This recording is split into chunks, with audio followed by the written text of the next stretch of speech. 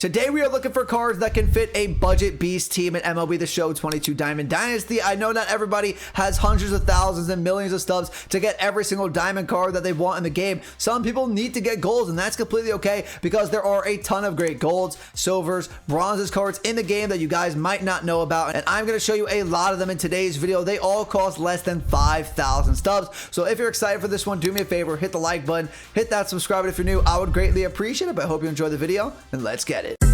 Minika, watch me on Twitch, ooh, I'm streaming.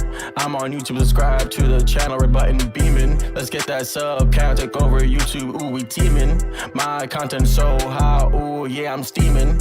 Ooh, yeah, I'm steaming, red button beaming. There are great budget options for this game, and they're all going to cost less than 5,000 stubs. I have a bunch of options for you guys today. We're going to talk about all of them. Now, you will see some repeat guys from the first budget video that I did last week, but they're so good, I want to talk about them again. But there are a lot of new additions to this video. But make sure to go check out the other one too, because there are going to be some players in that video that I'm not going to talk about in this one because I already did them. And the first one we will talk about is going to be a repeat player, and that is going to be Brandon Lowe. This card is insane at the plate. Lefty swing. He swings an absolute rocket. The ball flies off this card's bat. One of my favorite cards to pick in Battle Royale because he plays the second base position, and normally there's not a lot of great power bats at the second baseman spot, but this guy is definitely an exception. 94 power against righties, 88 against lefties, good enough contact against righties to make your PCI a decent size. You need him on your team if you're looking for a budget second baseman. He is the guy to go to. The next card we're going to talk about here, and I forgot to move my camera for Brandon Lowe, so you guys missed some of the stats, but solid speed for Lowe is going to be Francisco Lindor. Now, if you're running Brandon Lowe and Lindor, use Lindor at shortstop and Lowe at second base. But if you're not using Brandon Lowe at second base and you're looking for a budget second baseman, Francisco Lindor can do that very well as well. The reason why you might not want to play him at shortstop over second base or third base is the lack of arm strength. Only a 63 arm, but he has 95 fielding, 99 reaction time, which is going to be amazing at second base. Now, he will lose 5 points for playing a secondary position, but it's still going to be 90 fielding and 94 reaction time. He's going to be one of the best budget second basemen in the game, but he still can't play the shortstop position if that's where you have to put him. He is very good at the plate. Now, the stats aren't amazing, but he has an extremely glitchy swing. He's a switch-handed bat. I love Lindor card, so I would definitely go and pick him up if you're on a budget. Next is going to be another guy that could play the middle infield spot, and another great shortstop or second baseman option. That is going to be Corey Seager. I love his lefty swing, great contact and power against righties right now, especially with the inside edge boost you guys are going to see. Plus 13 contact and power against righties. If you don't know what that does, inside edge, if they have a good matchup in real life or they have a good day in real life, they're going to get boosted their live series cards on that day. So Corey Seager is even better today than he might be tomorrow or down the road, so make sure to pick him up. 82 contact against lefties, 74 power against lefties, so he's pretty good against both sides. He's not the best defender, so you could put him at second base. Your options are Lindor, Lowe, Seager at second base, but a couple of them can play shortstop as well in Seager and Francisco Lindor. Low 60s for the fielding stats, and then 42 speed for Corey Seager. Next, we're going to talk about Nick Castellanos. Now, this is a guy I would probably play at first base or third base. Don't keep him in the outfield, but he's so good at the plate that he can find his way onto your team, even though his defense is atrocious. That's why I would try to play him at first base, because defense doesn't really matter too much at the first baseman spot. But he has a great swing. He has great pop at the plate, 78 power against righties, 88 against lefties, with the inside edge boost that is 92 power against righties, 97 contact against righties, and then 95 contact against lefties.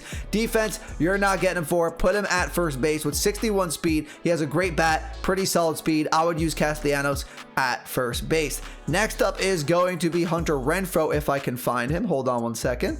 Where is Hunter Renfroe? I thought he was an 82 overall. Did I pass him? Yes, I did. Hunter Renfroe for only 1,000 stubs. Look at this card's power. 86 power against righties, 94 against lefties, and he's really good in the field. This is a guy you can use in the outfield in the right fielder position. 74 fielding, 95 arm, an absolute cannon, 79 accuracy, 78 reaction time, and 54 speed. One of the best arms at the right fielder spot, which is great because you want a guy with a great arm in right field. So Hunter Renfroe is a great option. I would definitely go pick him up for only 1,000 stubs. The next guy up is going to be a little more expensive than that, though. At 3,000 stubs, it is going to be Bryan Reynolds, 83 overall, but he's a switch-handed bat. He's very good good contact wise. He has sneaky pop at the plate, in my opinion. 71 power against righties, 50 against lefties, 80 contact against righties, 90 against lefties. And when you parallel him up, he's going to have good fielding stats. At base, he has 79 fielding, 77 arm, 50 accuracy, 80 reaction time, and 80 speed. I personally love Bryan Reynolds. I'm using his 90 overall card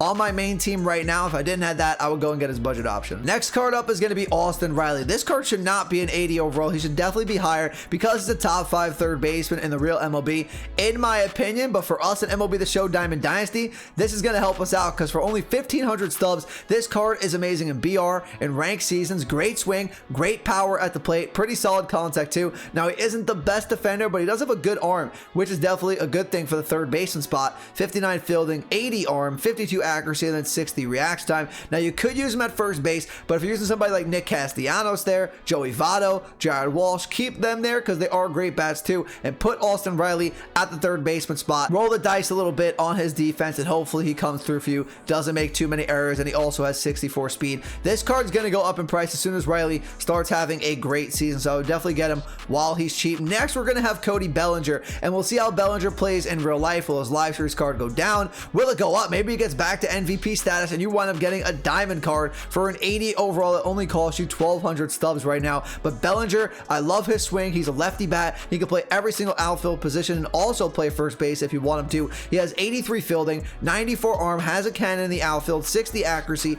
86 reaction time, 69 speed with the power of 72 against righties, 84 against lefties right now with inside edge. Cody Bellinger, severely underrated in this game because he is only at 80 overall. But if you know MLB The Show Diamond Dynasty, you know Bellinger has a great swing and you want him on your team. Next up is going to be Christian Yelich. Now, Yelich isn't as good as Bellinger in the field, but they're very similar in the fact that they're both lefty bats and they both have some of the best swings in Diamond Dynasty. If you've been playing for a while, you know Yelich and Belly have great swings, but Yelich is not good in the field, so I definitely wouldn't put him there. But for only 700 stubs right now, you can get Christian Yelich and use him as a great bench bat against righties. The stats don't say that he's great against righties, but trust me, in game, Yelich is going to hit a ton of home runs, get a lot of hits for you late in the game for a pinch hitting opportunity, deliver a clutch walk-off home run at the end of the game. Whatever you want to do, if you want to bring him in, you need that power bat off the bench against a righty arm. Yelich can get that done for you. For only 700 stubs, it's worth the risk, and if Yelich has a great season, he'll go up kind of like Bellinger. We've seen these guys play at 99 overall levels. So Yelich and Bellinger, you never know. You might get a good investment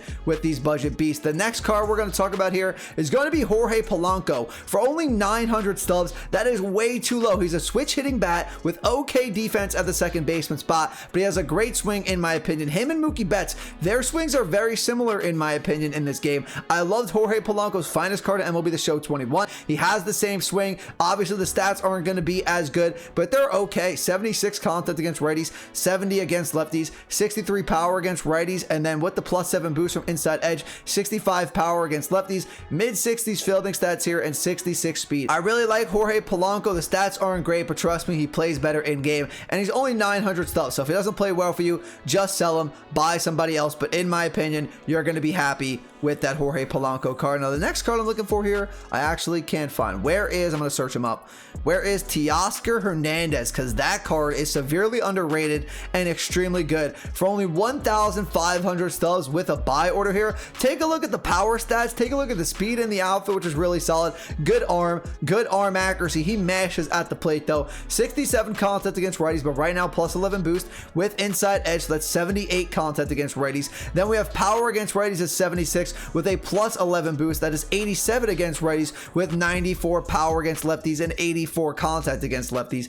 In the field, his fielding stats and reaction time aren't great. Put him in right field because he does have a 76 arm, 84 accuracy with 76 speed. He is worth the risk in the outfield in my opinion because he's great at the plate. Final card we're going to talk about here is going to be JT Realmuto, the only catcher on this list. Now, Mitch Garver is also a great budget option as a silver, but I'm not going to talk about him in this video because I do think JT Realmuto is better because of the defensive stats, the speed from a catcher. I love Realmuto cards in the past, and this one's pretty good too. His 90 overall face of the franchise card is okay. I'm not the biggest fan of that because it's a 90 overall, but for an 84 overall that only goes for 4,000 stubs, this card's really good for a budget catcher. 72 contact against righties, 79 with inside edge, 63 contact against lefties, 65 power against righties with 72 with inside edge, and 54 power against lefties. And the defensive stats from this card are amazing. 80 fielding, 93 arm, 80 accuracy, 81 reaction time, 87 blocking, and he's the fastest catcher in the game with 80 speed. Realmuto is worth it for 4,000 stubs if you're looking for that budget catcher. Okay, everyone, that's gonna do it for the video today. Budget players in MLB The Show 22 Diamond Dynasty. In the comments down below, let me know